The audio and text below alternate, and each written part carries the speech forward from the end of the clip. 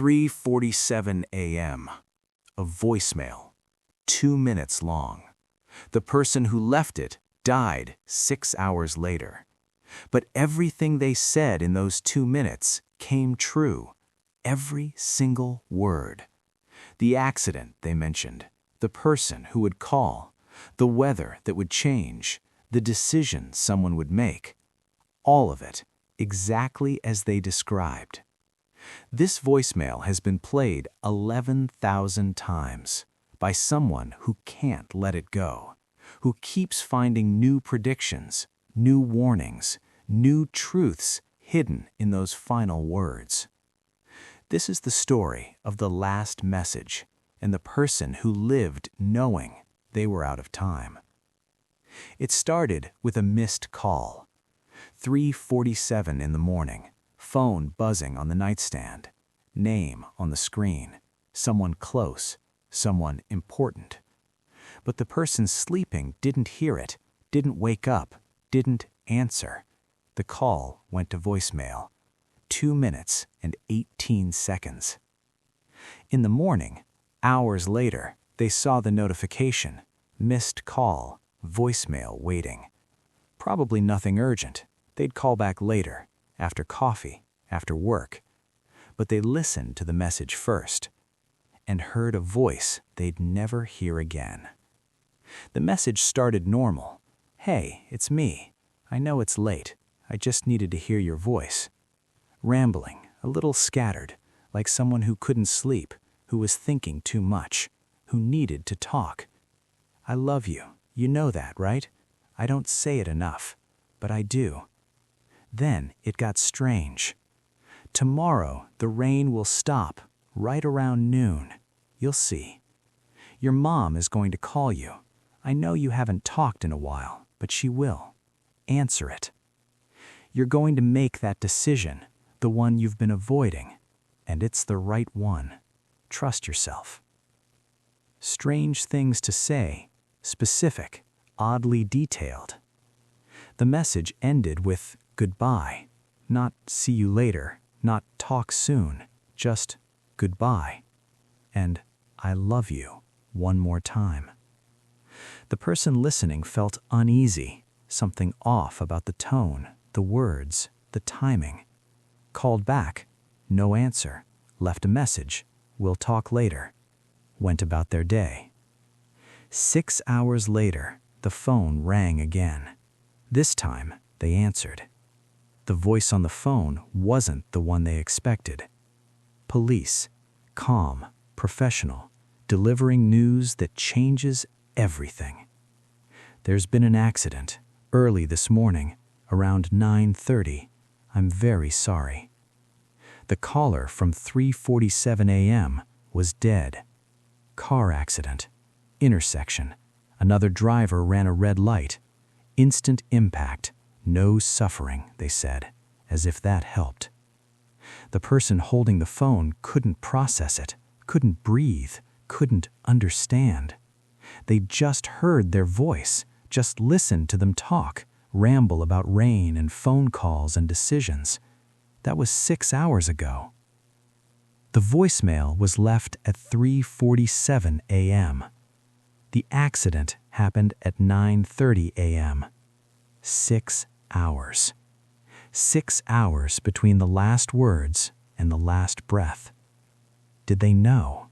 Did they feel it coming? Was that why they called? The funeral happened 4 days later. Closed casket, flowers, people crying, stories shared, a life reduced to anecdotes and memories. The person with the voicemail didn't speak, couldn't, just sat and listened and felt the phone heavy in their pocket. 2 minutes and 18 seconds of someone who no longer existed.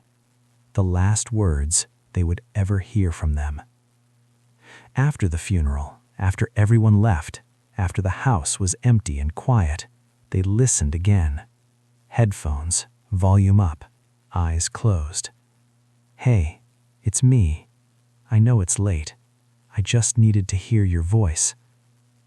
The voice sounded different now, tired, sad, like they were carrying something heavy. I love you. You know that, right? I don't say it enough, but I do. Why didn't I answer? Why didn't I wake up? Tomorrow, the rain will stop, right around noon. You'll see. Wait. The rain.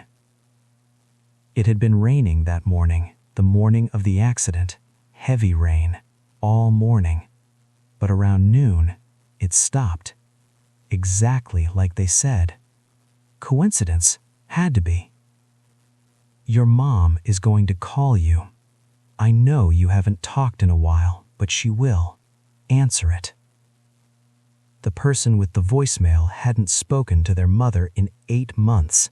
An argument, silence, pride on both sides. But 3 days after the funeral, the phone rang. Mom calling.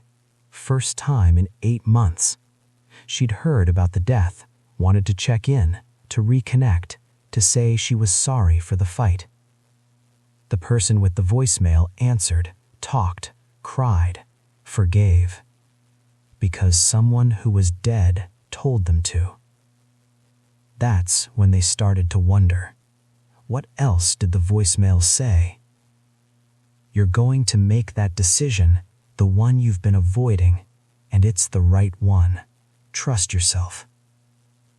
The person with the voicemail had been offered a job, different city, better pay, new start. But it meant leaving the place they'd always known, leaving memories, leaving the apartment where the voicemail was left. They'd been avoiding the decision for weeks, too scared, too uncertain. But the voicemail said it was the right choice. Trust yourself. They took the job, moved 2 months later, new city, new life, new beginning. It was hard, lonely at first, but right, exactly right. The person they became in that new city was better, stronger, happier.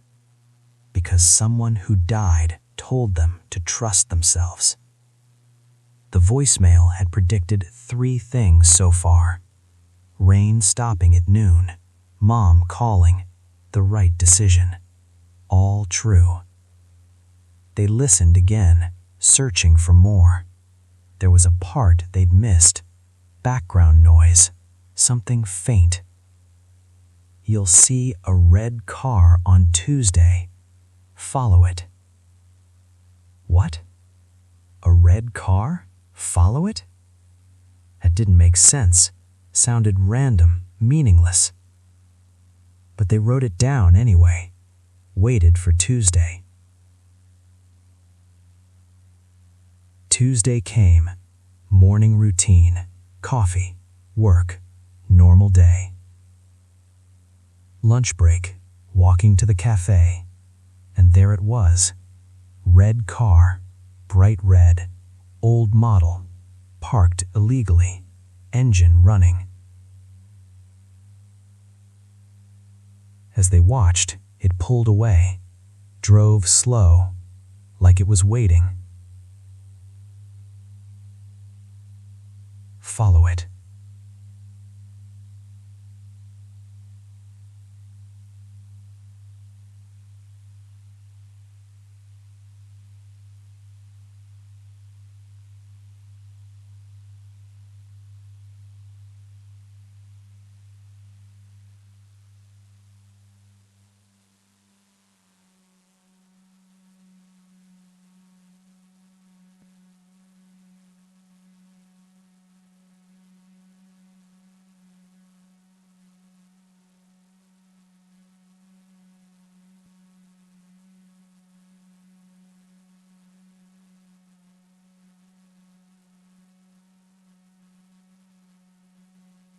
Seemed like nagging, annoying. But 6 months later, a fire, small, contained, but the alarm didn't work. If they'd changed the batteries, they would have been warned sooner. Their friend had noticed the alarm chirping, knew it needed batteries, tried to help. Last messages aren't supernatural. They're super aware. Someone who knows they're leaving pays more attention, notices more, cares more. Tries to leave a safety net made of words. The person with the voicemail understood now. Every prediction was really an observation. Every warning was really love. Someone had spent their last days making sure their friend would be okay. And it had worked. But there was still the final line. When you hear this the last time, you'll understand why I called. The last time. When would that be? 10 years after the call, the person with the voicemail got married. To the person they'd met in art class. The class they'd found by following a red car. The wedding was small, intimate, perfect. During the vows, they thought about the voicemail.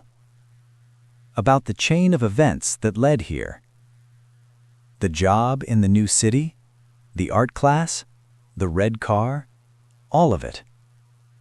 All of it planned by someone who would never see this day. At the reception, alone for a moment, they pulled out their phone. Opened the voicemail app. Looked at the message. Still there. 10 years later. Never deleted. 2 minutes and 18 seconds that changed everything. They didn't listen, not then, just looked at it. Grateful. Thank you. For everything. For all of it.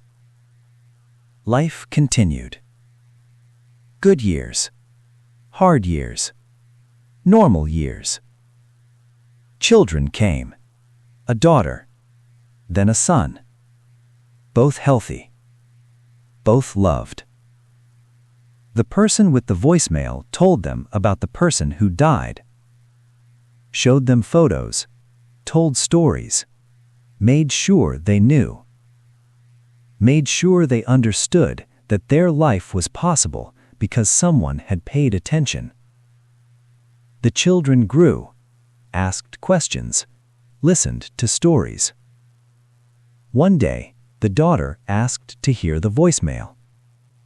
She was 12, old enough to understand, old enough to know about death and loss. The person with the voicemail hesitated, then agreed. Put it on speaker. Let her listen. Hey. It's me. I know it's late. I just needed to hear your voice. The daughter listened quietly. Seriously. I love you. You know that, right? I don't say it enough. But I do. When it ended, she asked, did they know they were going to die? The person with the voicemail thought about it. I think they knew something was ending and wanted to make sure I'd be okay. Did it work? Yes. It worked. The daughter nodded, understanding more than she could say. Are you going to keep it forever? The person with the voicemail looked at their phone, at the message that had been there for a decade. I don't know. Maybe not forever. But not yet. How will you know when it's time? The message says, I'll know when I hear it the last time. Have you heard it the last time? Not yet. The daughter thought about this. Maybe the last time is when you don't need it anymore. The person with the voicemail stopped, looked at their child. Their wise, strange, perfect child. maybe you're right. That night, alone, they listened to the voicemail again. Not searching for predictions. Not looking for warnings. Just listening to the voice. Remembering the person. Feeling the love. And realized their daughter was right. They didn't need it anymore. Not because they'd forgotten. Not because the love had faded. But because they'd learned what it was trying to teach. Pay attention. Notice things. Care for people. Leave something behind. They'd become the person the voicemail had wanted them to be. Strong. Aware. Present. Loving.